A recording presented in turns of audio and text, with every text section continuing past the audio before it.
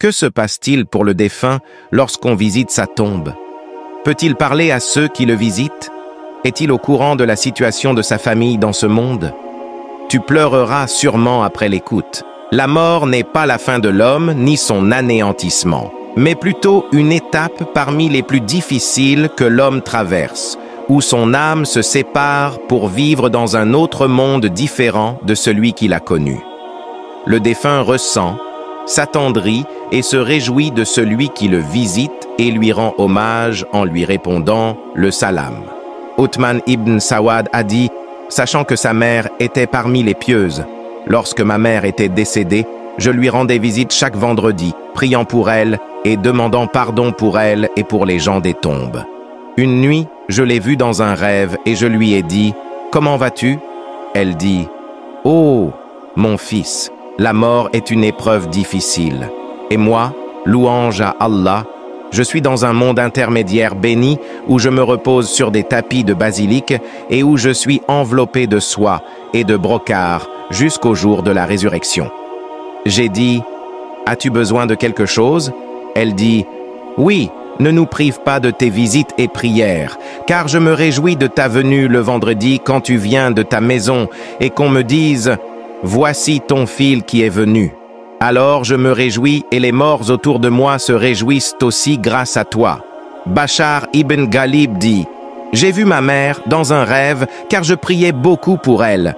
Elle m'a dit, « Oh Bachar, tes cadeaux nous arrivent sur des plats de lumière enveloppés de mouchoirs de soie. » J'ai demandé comment cela était possible. Elle dit, « C'est ainsi.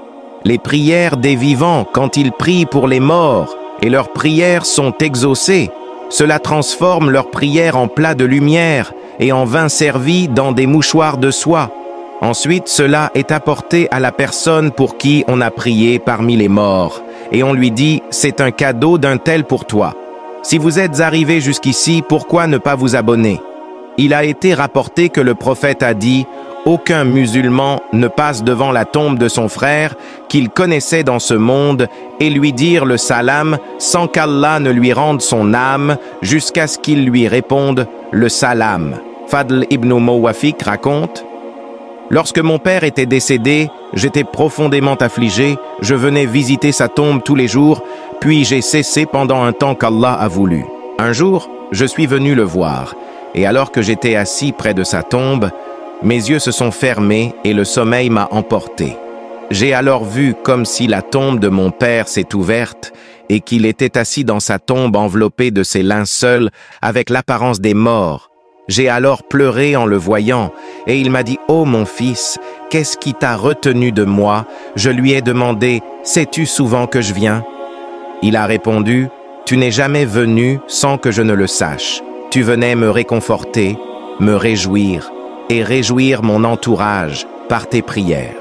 J'ai continué à le visiter fréquemment après cela. Les morts ne ressentent pas seulement ceux qui les visitent, mais ils ressentent aussi les actions de leurs enfants dans ce monde et les montrent aux autres morts. Leurs actions leur sont présentées. Si elles sont bonnes, ils se sentent heureux et se réjouissent en disant « Ô Allah, cela est ta faveur et ta miséricorde. Accomplis-le tes bienfaits et fais-lui mourir sur ça. » De même qu'on leur présente leurs mauvaises actions et ils disent « Ô Allah, inspire-lui une bonne action qui te satisfera de lui et le rapprochera de toi. » Abdullah ibn Rawaha vient alors à son fils n'ayant pas prié Al-Insha en rêve et lui dit « Ô mon fils, tu m'as causé de l'embarras et de l'inquiétude parmi les morts. » Il a été rapporté que le prophète paix et bénédiction d'Allah sur lui a dit « N'attristez pas vos morts par vos mauvaises actions. Ô Allah, fais de nous tes serviteurs vertueux qui seront récompensés par les jardins de délices. » Allah est plus savant.